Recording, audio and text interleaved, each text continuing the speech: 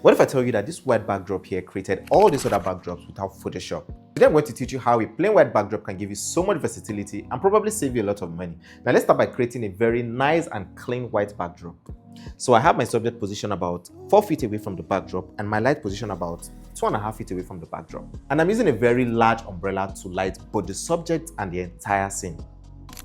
And now we have a very nice bright backdrop and an evenly lit subject. Now we have the light a little bit closer to the subject and further away from the backdrop.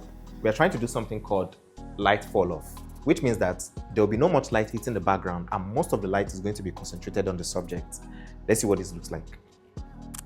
Now this gives us a very nice light fall off where the background is looking a little bit grayish and the subject is evenly lit. Next, I'm going to be adding this deep 120cm parabolic softbox with a grid.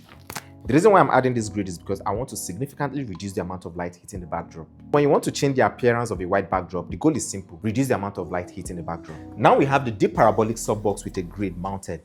Let's see what that does. Now the backdrop appears a lot much darker than it was before. This is because the grid is focusing all the light on the subject instead of allowing it to spill across the backdrop. Now the next thing we're going to do is moving both the subject and the softbox further away from the background, and I'm going to be feathering it a little bit more so that I can have little or no light spilling on the background. I just want the light to be concentrated on the subject. Aha! As you can see, we are getting very close to black. Now that we have a very dramatic and contrasty background, let me show you how to add a little bit of vibrance to the scene using gels. So the next thing we're going to do is add a blue color gel to my second light to light up the background. So I'm going to move it off to the side, angle it to the ceiling so it can create an even spread of color on the background. Voila! And this, my friends, is how you get a blue background from a white plain background using just gels.